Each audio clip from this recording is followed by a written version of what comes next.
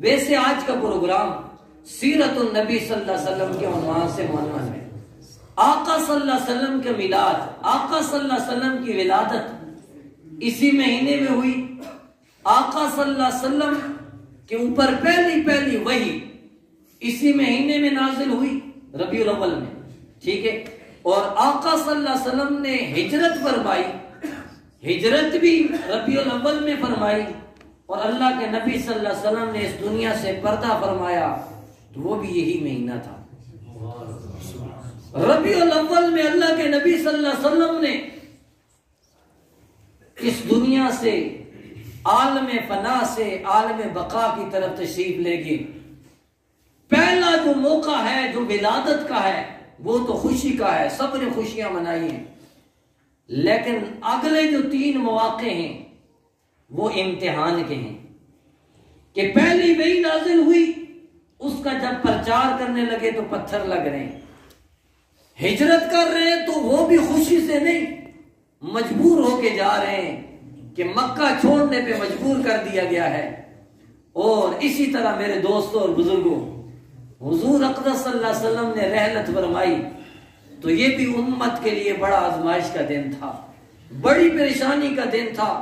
حضور نے فرمایا میری امت کے لوگوں کے لیے 3 بڑے امتحان آئیں گے۔ ایک، جس دن میں پردہ کروں گا بڑا امتحان کا دن ہوگا۔ ایک شخص جنگل میں بکریاں چرا رہا تھا، اس کو خبر ملی آقا کا انتقال ہو گیا ہے، بڑی پریشانی کے ساتھ واپس لوٹا، مدینے کے گھروں کے پاس پہنچا، کہا ربا جب میں مدینہ میں داخل ہوتا تھا رخ مصطفیٰ کو دیکھتا تھا، آج آقا ہمارے درمیان موجود نہیں رہے، آقا کا چہرہ آج میں نہیں دیکھ پاؤں گا، تو ربا مجھے آنکھیں ہی نہیں چاہیے، مجھے اس دن آنکھیں دینا، حشر کے میدان میں آنکھیں دینا جب میں دیکھوں تو سامنے آقا کا چہرہ موجود ہو۔ آنکھوں پہ ہاتھ رکھ کے ہاتھ ہٹایا تو آنکھیں چلی گئی تھی۔ حالانکہ آنکھیں اللہ کی بہت بڑی نعمت ہے، اللہ کا امتحان ہے۔ بعض گھروں میں نابینے بچے پیدا ہوتے ہیں، بعضوں کی بعد میں نظر چلی جاتی ہے۔ اللہ کے نبی صلی اللہ علیہ وسلم نے فرمایا یہ 2 محبوب چیزیں، حبیبتان فرمایا، رب جس سے لے لیتا ہے نا سوائے جنت کے پھر کسی اور چیز پہ اس کے لیے راضی نہیں ہوتا۔ یعنی اتنی بڑی نعمت ہے کہ دنیا کسی کے سامنے اندھی ہو جائے، کچھ بھی نظر نہ آ رہا ہو، اب اس صحابی نے کہا اگر رخ مصطفیٰ نہیں تو کچھ بھی نہیں، آنکھیں بھی نہیں چاہیے مجھے۔ تو میرے دوستوں اور بزرگوں، اللہ کے نبی صلی اللہ علیہ وسلم سے محبت ہمارا ایمان ہے، اللہ کے نبی صلی اللہ علیہ وسلم سے محبت ہمارا ایمان ہے۔ اور میں نے جو آپ کے سامنے آیت تلاوت کی، اس میں یہی کہا گیا قل، اے محمد صلی اللہ علیہ وسلم فرما دیجئے، زبان آپ کی ہو، زبان آپ کی ہو، کلام میرا ہو، آپ کہہ دیجئے ان کنتم تحبون اللہ، اگر تم اللہ سے محبت کرتے ہو۔ اچھا یہ بات کیوں ارشاد فرمائی؟ درمیان میں یہ کہہ دوں کہ تقریر نہ کی نہیں جاتی، یہ تقریر کرائی جاتی ہے۔ آپ کی جب تک توجہ رہے گی انشاءاللہ آپ کا ایمان تازہ ہوگا، اور توجہ نہیں رہے گی تو میں تو استادوں کے پاس آتا رہتا ہوں، میں دعائیں لے لی ہیں، میں نے سفر کر لیا ہے، دعائیں دے دی، وہ دعائیں دے کے انشاءاللہ مجھے رخصت کر دیں گے۔ میں یہی معذرت کروں گا جی آپ کا مجمع سو رہا تھا، اس لیے زیادہ تنگ کرنا، نیند آ جاتی ہے کوئی مسئلہ نہیں، یہاں اللہ کے نبی صلی اللہ علیہ وسلم کے تذکرے ہو رہے ہوں، جہاں اتنا نورانی محفل ہو، سبحان اللہ، تو کوئی مسئلہ نہیں، لیکن آپ اپنی بیداری کا ثبوت دیں، یہ خالی جگہ پر کر لیں، آگے تشریف لائیں، باہر بھی جو ساتھی ہیں کوشش کریں اندر تشریف لائیں، آئیں کوئی مسئلہ نہیں، جو آ سکتے ہیں اندر۔ دیواروں کی جان چھوڑ دو یار، نوجوان ہو آگے ہو جائے، دیواروں کو چھوڑ دو، خیر کوئی مسئلہ نہیں، بوڑھے بیٹھے رہیں باقی نوجوان آگے ہو جائیں۔ رب تعالیٰ فرما رہے ہیں میرے محبوب آپ کہہ دیجئے کہ آپ اگر اللہ سے محبت کرتے ہیں، ہر ادیان باطلہ پہ عمل کرنے والا یا دین باطلہ کا نام لینے والا اکثریت اللہ کو ماننے والی کی ہے، یہودی اللہ کو مانتا ہے، ہندو اللہ کو مانتا ہے، سکھ اللہ کو مانتا ہے، عیسائی اللہ کو مانتا ہے، آگے جا کے قرآن کو حضور اقدس صلی اللہ علیہ وسلم کی ذات کو نہیں مانتے تو پھر وہ کافر کہلاتے. اللہ کو مانتے اور اللہ سے محبت کا دعویٰ بھی کرتے ہیں کہ ہمیں اپنے خالق و مالک سے محبت ہے. بلکہ کئیوں کا دعویٰ یہ ہے کہ اللہ بھی ہم سے محبت کرتا ہے. حضرت قاری صاحب موجود ہیں. یہودی اور عیسائیوں کا ایک دعویٰ قرآن میں موجود ہے کہ وقالت الیہود والنصارى نحن ابناء اللہ واحباؤہ. وہ کہتے تھے ہم اللہ کے بیٹے ہیں اور اللہ کے محبوب ہیں. یہ ان کا دعویٰ تھا. اب رب تعالیٰ نے کہا کہ اگر تم اللہ سے محبت کرنا چاہتے ہو میرے محبوب آپ ان کو بول دو, میری طرف سے اعلان کر دو, اگر تمہارا دعویٰ یہ ہے کہ تمہاری محبت اپنے خالق, اپنے مالک, اپنے رازق, اپنے رب سے ہے تو میری ایک شرط ہے, وہ یہ ہے کہ فاتبعونی, محمد رسول اللہ صلی اللہ علیہ وسلم کی اتباع شروع کرو. تم اپنے دعوے میں تب سچے کہلاؤ گے جب محمد رسول اللہ صلی اللہ علیہ وسلم کی اتباع کرو گے. اور اتباع آدمی اس کی کرتا ہے جس سے محبت ہوتی ہے. ایسے تو کسی کی ادائی نہیں اپناتا نا, ایسے تو کسی کی صورت نہیں اپنائے گا. آقا سے پیار کرے گا تب آقا کی صورت اپنائے گا. کہ ایک لڑکا جو ہے نا وہ باہر کی یونیورسٹی میں کیمبرج میں وہ جو ہے نا ٹوپی داڑھی کے ساتھ پھر رہا ہے, جہاں سارے وہ جو ہے نا داڑھی مندے ہیں اور وہ ٹوپی داڑھی کے ساتھ پھر رہا ہے, کہ ایک انگریز خاتون اس کی استادنی اس کو بلاتی ہے اور کہتی ہے کہ اس طرح تو آپ کو کوئی رشتہ ہی نہیں دے گا, آپ کی شادی نہیں ہوگی. لیکن اس کو تو پیار تھا نا آقا صلی اللہ علیہ وسلم سے. کہا جی میرے سامنے تو آقا کی زندگی ہے, جس رب نے اس داڑھی ٹوپی کے ساتھ, اس داڑھی پگڑی کے ساتھ میرے آقا کی 11 شادیاں کروائی ہیں, میری ایک نہیں کروائے گا. سبحان اللہ. یہ کیسے ممکن ہے؟ اس لیے جس کو پیار ہو نا وہ پھر ادائیں اپناتا ہے. تو گویا کہ رب یہ کہنا چاہ رہے تھے کہ اگر مجھ سے محبت کرنا چاہتے ہو تو پھر سب سے پہلے میرے محبوب سے محبت کرنے لگ جاؤ. محبوب سے محبت جب کرنے لگ جاؤ گے, یہ محبت تمہیں میرے محبوب کی ادائیں اپنانے پہ مجبور کرے گی. جب میرے محبوب کی ادائیں تم اپناؤ گے تو پھر سنو میں رب تم سے محبت کرنے لگ جاؤں گا. یحببکم اللہ, میں تم سے محبت کروں گا. اور یہیں پہ بس نہیں, سابقہ زندگی میں جتنی بدعمالیاں کی ہیں, جتنی سیاکاریاں کی ہیں, جتنی نافرمانیاں کی ہیں, جتنا مجھے ناراض کیا ہے, تمہاری ساری زندگی کی کوتاہیوں کے اوپر میں رب معافی کا قلم بھی پھیر دوں گا. سبحان اللہ. اس لیے کہ واللہ غفور رحیم, میرا تو کام ہی معاف کرنا ہے, میں تو ہوں ہی بخشنے والا اور رحم کرنے والا. تم میری مان کے تو آؤ, میرے محبوب سے پیار کر کے تو آؤ, میرے محبوب کی ادائیں اپنا کے تو آؤ. لیکن اس وقت المیہ یہ ہے کہ ہر شخص, ہر مسلمان کا یہ دعویٰ ہے کہ میں اپنے آقا سے محبت کرنے والا ہوں. ہے یہ نہیں؟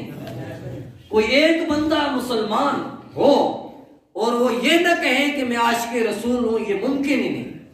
ہر مسلمان اپنے آپ کو آقا کا عاشق کہتا ہے. لیکن ہم عشق میں کب سچے ہوں گے؟ ہمارے عشق کے لیے کوئی پیمانہ ہونا چاہیے, کوئی ترازو ہونا چاہیے جس میں ہمارے عشق کو تولا جائے, پھر پتا چلے کہ ہم عاشق ہیں کہ نہیں ہیں. وہ ترازو اللہ کے نبی صلی اللہ علیہ وسلم نے دے دیا. سبحان اللہ. فرمایا لا یؤمن احدکم حتی اکون احب الیہ من والدہ وولدہ والناس اجمعین. تم میں سے کوئی اس وقت تک مومن ہو ہی نہیں سکتا جب تک وہ مجھ محمد سے, اپنی جان سے, اپنے والدین سے, اپنے بیوی بچوں سے اور کائنات انسانی کے ہر فرد سے بڑھ کے جب تک وہ مجھ سے محبت نہیں کرے گا اس وقت تک وہ اپنے ایمان اور محبت کے دعوے میں سچا ہو ہی نہیں سکتا. اس لیے ہر بندہ اس پیمانے پہ اپنے آپ کو دیکھے. ایک طرف میری جان کا مسئلہ ہے, میری جان کا معاملہ ہے, میرا دل یہ کہتے, کئی لوگ کہتے ہیں میرا دل یہ کہتا ہے میں یوں کروں, کوئی کہتے جی میرے بچے یہ کہتے ہیں جی ابو وہ جو ہے نا انڈیا کے ڈرامے گھر میں چلنے چاہیے. میرا بچہ یہ کہتا ہے کہ میرا دل نہیں کرتا کہ میں مسجد آؤں. ٹھیک ہے نا جی, بچوں کے بھی جذبات ہوتے ہیں. میری بیٹی کہتی ہے جی میرا دل نہیں کرتا کہ میں نقاب کروں, میں پردہ کروں, میں محمدی زندگی اپناؤں. میرے دوستوں اور بزرگوں, ایک طرف حضور کا حکم, ایک طرف ہمارے دل اور بچوں اور برادری کی بات. قاری صاحب کے کرا جی مسجد کو ڈھول پٹیا بڑا, لیکن برادری والے میرا کزن جڑا ہے نا مراسی کے نایا سی, میرا کزن گانے بجانے والے وہ کنجر لے آیا تھا. اب میں اس سے کہہ دیا کہ اگر جو ہے نا آپ میری نہیں مانو گے تو میں ناراض ہو جاؤں گا, مجھے اس کی ناراضی کا ڈر. تو میرے دوستوں اور بزرگوں, پھر ہم سچے عاشق تو نہ ہوئے نا. حضور کی محبت میں سب کچھ قربان. وہ میں نے کل بھی ایک جگہ سیدنا ابوبکر صدیق رضی اللہ تعالیٰ عنہ کا واقعہ سنایا کہ سیدنا ابوبکر صدیق کا بچہ عبد الرحمن بن ابو بکر بدر کی لڑائی میں کافروں کی طرف سے آیا تھا, مسلمان نہیں ہوا تھا. کہنے لگا ابو 3 بار آپ میری تلوار کے نیچے آئے, لیکن میں نے چھوڑ دیا کہ میرے ابا ہیں, چھوڑ دوں کچھ نہ کہوں. سیدنا ابوبکر صدیق فرمانے لگے بیٹا تو نے تو اس لیے چھوڑ دیا کہ میرے ابا ہیں, رب کعبہ کی قسم اگر ایک بار بھی تم میری تلوار کے نیچے آ جاتا اس لیے نہ چھوڑتا کہ تو میرا لخت جگر ہے, اس لیے تیری گردن اتار دیتا کہ تو محمد مصطفیٰ کا دشمن ہے. سبحان اللہ. میں نہ ریاض کرتا تیری کہ تو کون ہے, میں نے نہیں چھوڑنا تھا. اور اپنی ذات سے بڑھ کے وہ میں اکثر سنایا کرتا ہوں کہ ہر صحابی نے اپنا سب کچھ قربان کیا حضور اقدس صلی اللہ علیہ وسلم کے لیے. وہ حبیب بن زید الانصاری رضی اللہ تعالی عنہ کہ سب کچھ ان کا مسلمہ کذاب کے سامنے ہاتھ پاؤں کٹ گئے, حتیٰ کہ حضور اقدس صلی اللہ علیہ وسلم کی رسالت اور ختم نبوت کا اعلان اور مسلمہ کذاب کی جھوٹی نبوت کا اقرار کرنے کے پاداش میں ان کی زبان بھی کاٹی اور زندہ جسم سے کھال بھی اتاری. لیکن ہم ان کی والدہ کو جب یہ اطلاع ملی, ہماری اگر مائیں ہوتی دل پہ ہاتھ رکھو, گھروں میں آواز جا رہی ہوگی, مائیں بہنیں سن رہی ہوں گی, بچے کو کانٹا چبھتا ہے, ماں تڑپ جاتی ہے, ماں کا سینہ ماں کا دل چھلنی ہو جاتا ہے, بچے کا تکلیف پہنچتی ہے. وہ مشہور واقعہ ہے نا, کسی نے جو ہے نا بیوی کی محبت میں ماں نے کہا کہ میں تب خوش ہوں گی کہ جا کے جو ہے نا اپنی ماں کو ذبح کر کے اس کا کلیجہ نکال کے لیا. تو بچہ جو ہے نا وہ اسی جذبات میں گیا اور جا کے جو ہے نا ماں کو ذبح کیا اور کلیجہ لے کے آ رہا تھا, راستے میں ٹھوکر لگی تو دل سے وہ آواز آئی بسم اللہ. کہ ممتا تو وہ ہے کہ موسیٰ علیہ السلام جیسا جلیل القدر پیغمبر طور کی بلندیوں پہ جا رہا ہے اور رب کہہ رہے سنبھل کے موسیٰ سنبھل کے. یا اللہ میں روز آتا ہوں آپ سے ہم کلاموں نے, آپ نے کبھی نہیں فرمایا, آج کیوں فرما رہے؟ کہا موسیٰ آج کے آنے اور روز کے آنے میں فرق ہے, اس لیے کہ پہلے جب آتے تھے پیچھے ممتا کی دعائیں ہوا کرتی تھیں, پیچھے دعائیں دینے والی ماں ہوا کرتی تھی. آج تیری ماں موسیٰ قبر میں سو چکی ہیں, تیرے لیے خیریں اور دعائیں مانگنے والی نہیں رہی. خیال کرنا, سنبھل کے چلنا, خیال سے چلنا. تو میرے دوستوں اور بزرگوں, اب اس ماں کا کیا حال ہونا چاہیے, ذرا اپنے سب بچوں والے ماں کو چھوڑیں, باپ ہونے کے ناطے سوچیں کہ ہمیں اگر اطلاع ملے ہمارے لخت جگر کو, بھائی ٹھیک ہے مار دیا, لیکن اس قسم کی بے کرامی, اس قسم کی بدسلوکی کہ ان کی زبان کاٹی, اعضاء کاٹے, پہلے اپاج کیا اور پھر زندہ جسم سے کھال اتاری. ہمارا ہلکا سا نا سکن میں سوئی چبھتی ہے تو کتنی تکلیف ہوتی ہے, چیخیں اٹھتی ہیں, دماغ کھولتا ہے. اس وقت حبیب بن زید الانصاری پہ کیا بیتی ہوگی کہ پورے جسم سے کھال اتاری اور ماں کو اطلاع ملی. بعض روایتوں میں آتا ہے کہ